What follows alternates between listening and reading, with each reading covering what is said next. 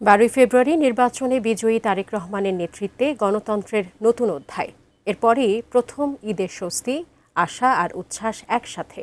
নতুন সরকারের এক মাসে বড় এই উৎসব আয়োজন কেমন হচ্ছে জানার চেষ্টা করেছেন সাজেদা সুইটি। নতুন সরকারের কাছে কথার চেয়ে কাজই যে বেশি গুরুত্বপূর্ণ তাই তারা প্রমাণ করছেন প্রতিদিন। গত সরকারের ব্যর্থতা তুলে ধরে দায় এড়ানো নয়, বরং প্রতিশ্রুতি বাস্তবায়নের চেষ্টায় প্রতিদিন কাজ চলছে তাদের।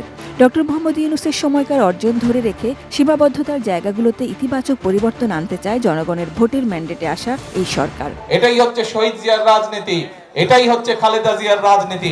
এমনই প্রেক্ষাপটে সমাগত ঈদ ক্ষমতা গ্রহণের এক মাসের মধ্যেই বড় উৎসব সামলে দেওয়ার প্রস্তুতি দৃশ্যমান। আমি বুঝি নির্মাণের শিল্প, সালাম স্টিল বোঝে ডিউরেবিলিটি। সালাম স্টিল, মোস্ট ডিউরেবল স্টিল। প্রতিশোধ নয়, সবার জন্য নিরাপত্তা নিশ্চিতের বার্তা জনমনে আস্থা বাড়িয়েছে। আইনশৃঙ্খলা পরিস্থিতিও তুলনামূলক স্থিতিশীল, যা উৎসবের আমেজ ফিরিয়ে এনেছে। মাননীয় প্রধানমন্ত্রী বিশেষ করে তার কথা একটু বলতে হয়, তার ইনিশিয়েটিভগুলো আমার কাছে ভালো মনে হচ্ছে আর কি। অল্প দিনের ভিতরে যে সমস্ত কাজ করছে, এটা শুকরিয়া। কার্ড টার্ড দিলে সবকে পুরো গেস্টটা ভালো লাগে। গত এক মাসে দেখলাম সীমান্তে কোনো হত্যাকাণ্ড নাই, এবং আমাদের যে বাংলাদেশে একটা মুভ কালচার সৃষ্টি হয়েছিল সেটা কিন্তু আমরা তেমনটা দেখতে পাইনি। বাজারেও এর প্রভাব। কয়েক বছর পর জমে উঠেছে ঈদের কেনাকাটা। মার্কেটগুলোতে ভিড়, অর্থনীতিতে গতি ফেরার ইঙ্গিত।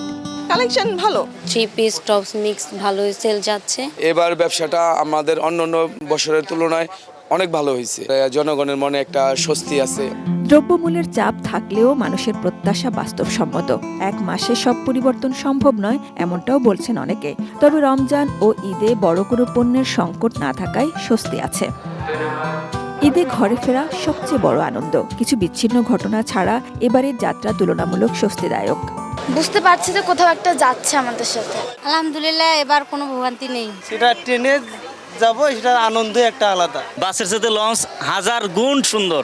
এর মাঝে প্রধানমন্ত্রীর পাঠানো ঈদ উপহার উৎসবের আনন্দ বাড়িয়েছে অনেকের বহুগুণে।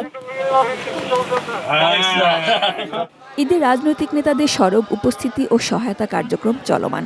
দীর্ঘ সময় পর ভোটমুখী রাজনীতিতে ফিরে জনসম্পৃক্ততা ও জবাবদিহিতার বার্তাও স্পষ্ট। ফ্যামিলি কার্ড কর্মসূচি এরই মাঝে স্বস্তি দিয়েছে নিম্ন আয়ের অনেক পরিবারকে। সামনে কৃষক কার্ড, যা গ্রামাঞ্চলেও নতুন প্রত্যাশা তৈরি করছে। আমরা কৃষক হিসেবে আমাদের দাবি এই কৃষক কার্ড যেন সরাসরি কৃষকদের যাচাই বাছাই করে যারা প্রকৃত কৃষক তাদের মাধ্যমে দেওয়া হয়, এবং কোনো ধরনের দালালদের মাধ্যমে বা কোনো ধরনের যাতে ভোগীযোগী না হয়। বিশাল উপকার আমার জন্য হয়েছে। আমার কোনো স্বামী নাই, বেটা পুত্র নাই। আমাদের এই গ্রামগুলোতে ইমামরা সর্বোচ্চ 2500-3000 বা 4000 টাকা পর্যন্ত বেতন পায়, কিন্তু সরকার এই জায়গাতে আমরা দেখলাম যে ইমামদেরকে 5000 টাকা ভাতা দিয়েছে এবং মুয়াজ্জিনদেরকে 3500 টাকা পর্যন্ত ভাতা দিয়েছে। ওনারা অত্যন্ত স্বস্তিদায়কভাবে ওনাদের ঈদটা পালন করতে পারবে ইনশাল্লাহ। সব মিলিয়ে নতুন সরকারের আমলে প্রথম ঈদ শুধু উৎসব নয়, বরং স্বস্তি ও আশার একটি সূচনা। ইতিবাচক ধারায় ভালো সময়ের প্রত্যাশা মানুষের।